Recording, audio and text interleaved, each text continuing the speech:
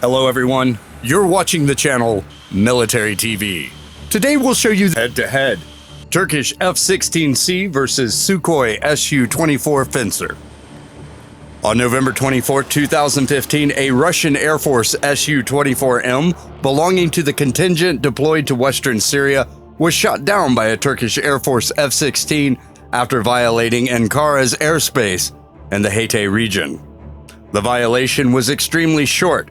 Flying at 19,000 feet, the Fencer crossed the Turkish airspace for 17 seconds. While one of the Fencers egressed towards Syrian airspace, the doomed Su-24 was hit by an air-to-air missile, AIM-9X, based on the Russia report that mentions an IR-guided weapon. Other sources suggested it may have been an AIM-120. On March 1, 2020, two Syrian Arab Air Force Su-24 jets were reportedly shot down over the Idlib region in northwest Syria, where tensions have escalated after 33 Turkish soldiers were killed in an airstrike by Damascus, prompting Ankara to ramp up its attack against the Syrian army as part of its cross-border military operation dubbed Spring Shield.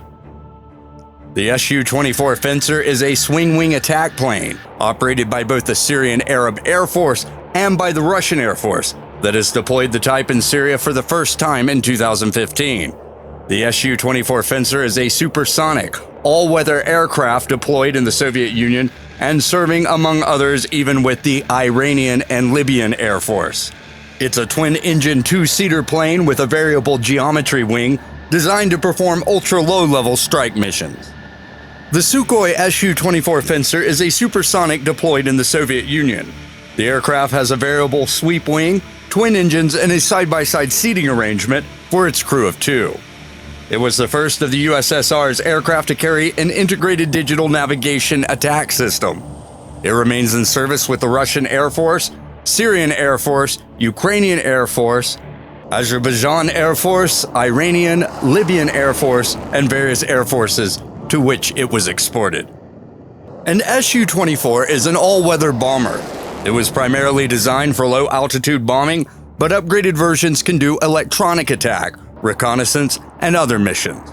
The aircraft in question, the Su-24M, features digital maps, helmet-mounted cooling, advanced navigation, and color multifunction displays. It incorporates a swing-wing design and carries either AA-11 Archer or AA-8 Aphid air-to-air missiles, should it need to defend itself.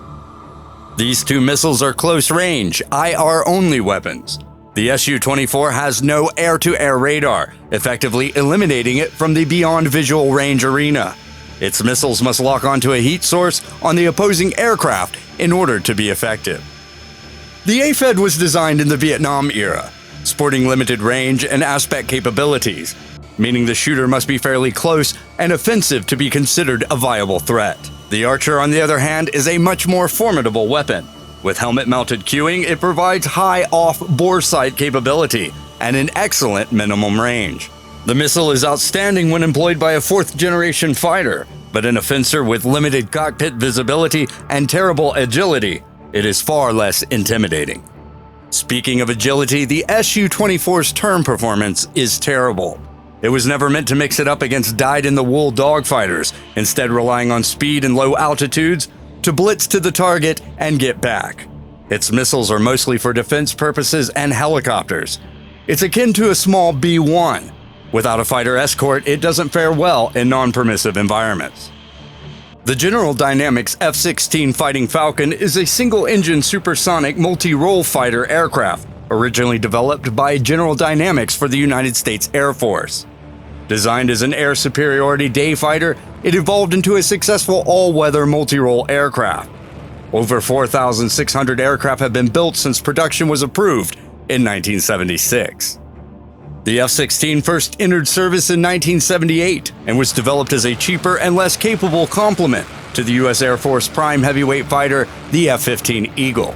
The aircraft is increasingly considered obsolete by leading modern militaries such as Singapore and Israel, which have begun to phase them out of service, with American military leaders stating the aircraft would be obsolete by the mid-2020s. The most sophisticated F-16s in service today aren't in the U.S. Air Force unit, but rather Block 62 F-16Es and Fs ordered by the United Arab Emirates. The F-16V was thus developed as an upgrade package to extend the platform's service life. The aircraft uses the same airframe and engine as the basic fighting Falcon design, but benefits from a more powerful AESA radar with lower radar signature and from new avionics and electronic warfare systems. Since the Gulf War, the Falcon has been ubiquitous in US and NATO air campaigns over the former Yugoslavia, Iraq, and Syria. American and Belgian F-16s shot down additional enemy fighters over Serbia and Kosovo during the 1990s, though two were brought down by Serb surface-to-air missiles. The F-16s sold abroad have also seen action in plenty of conflicts. Pakistani F-16 shot down 10 Soviet and Afghan aircraft on its border during the 1980s. In 1992, two Venezuelan Falcon pilots played a key role in defeating a coup by supporters of Hugo Chavez by shooting down two rebel OV-10 Broncos and a Tucano trainer. So what about the Turkish F-16s?